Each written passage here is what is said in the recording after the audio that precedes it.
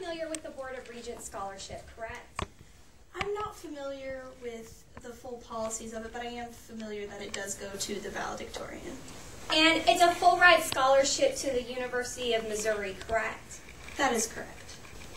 And the criteria for this scholarship includes leadership, correct? That could be possible. And it also includes academics, correct? I would hope so, yes. And commitment to the community also? Yes. You wanted this scholarship very badly, correct? I want any type of scholarship money that could help me. But you specifically wanted the Board of Regents scholarship, correct? I did want it, yes. And you worked hard for this scholarship, didn't you? I work hard in all academic activities. But you specifically worked very hard for this scholarship, correct? I work hard for all scholarships, yes. But would you answer the question? You worked hard for this specific scholarship, right? I did. And one of your rivals for this scholarship was Chris Hall, correct?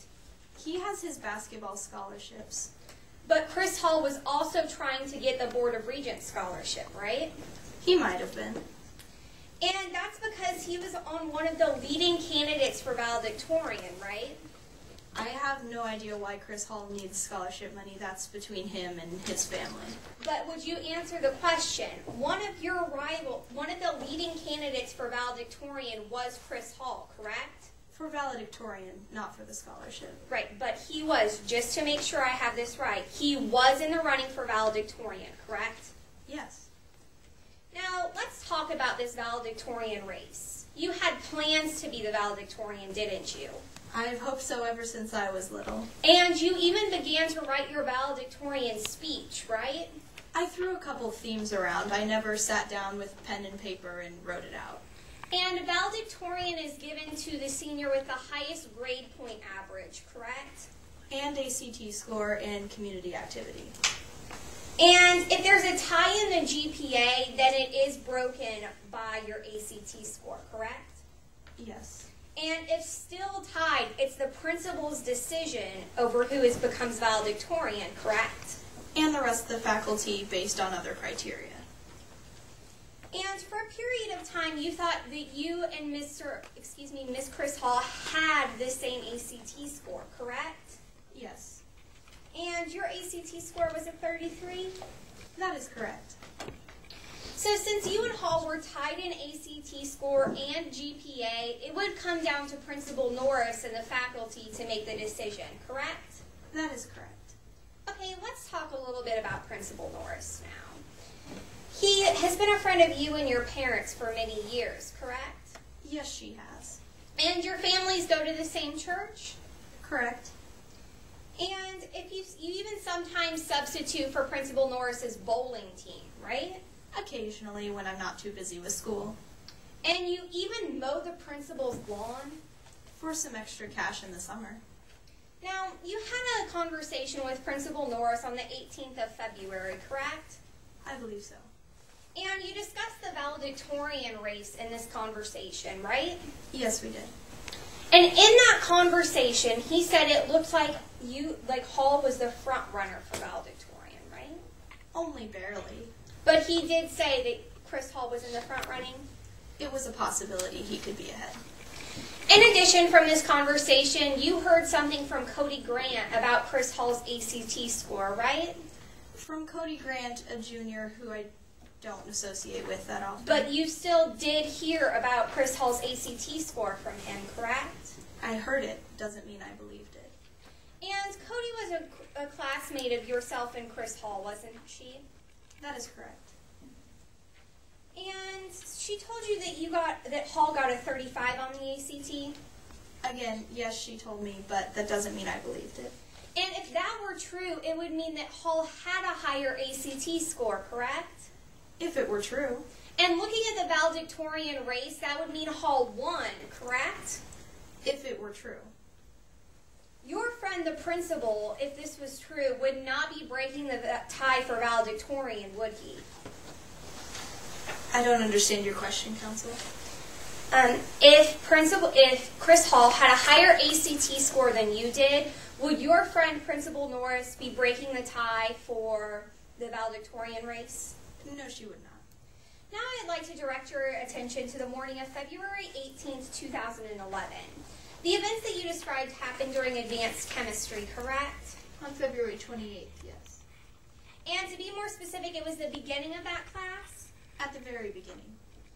And at that time, Miss Devaney was at the very front of the classroom, correct? Writing the lab instructions on the blackboard, yes. And she was writing and explaining for a sheep cloning experiment, correct? She was writing, not explaining.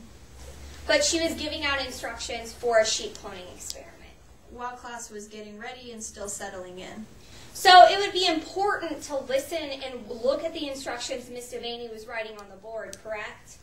Not necessarily. That allows us to finish our social time, and furthermore, it allows us to get our stuff together, prepare ourselves But when Miss for a lab. Devaney is giving you instructions about a lab, you should listen to what she's saying, right? When she's speaking, when she's writing the board, you can't really see it because she's standing in front of it writing. When she steps away and begins to talk about the experiment, then we all do listen. Okay, thank you. And you saw Chris Hall get up and walk to her backpack, correct? No. Chris Hall came into class late and stepped between our backpacks. She didn't get up out of her seat. She wasn't even in it. Okay. And from across the room, you saw her pull a film canister out of her pocket? No, I was sitting in my seat right next to her. So, unlike every other day in your advanced chemistry class, you weren't sitting at the lab tables at the front of the room? Again, this was at the beginning of the class, ergo we were sitting in our seats. We aren't at the lab tables until Coach Devaney has fully explained the lab and dismisses us to get our supplies and sit at the lab tables. That is not when I made my observations, Okay. Counsel. And from across the room, you saw her, you did see her pull a film canister out, though, correct? Yes, while being right next to her. Your Honor, may I approach the witness? No. I am now handing the witness, opposing counsel, and yourself what has been marked as Exhibit F. Do you recognize what this is, Ms. Jennings? I do. And what is this? This is my class schedule for this school year. Is this a true and accurate representation of your schedule? Yes, it is. Your Honor, I would like to exhibit number F into evidence. Any objection? No objections, Your Honor. Exhibits admitted. Thank you. May I also pass out exhibits to my jury? Sure. Thank you, Your Honor.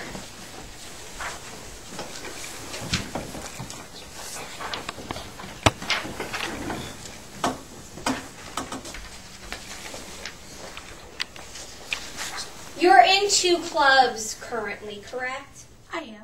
One of which is the math club, Correct. and the other of which is the photojournalism club, correct? Where we take pictures of school activities with digital cameras. But you are in the photojournalism club. Oh, yes. Okay. And I'm specifically interested in the photojournalism club.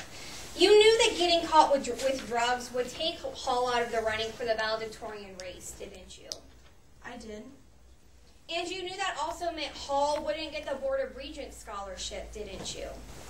But he doesn't need it. He has his basketball scholarships. But regardless of if he needs it or not, since you can't make that decision, Chris Hall would be taken out of the running for this scholarship, correct? I would assume so.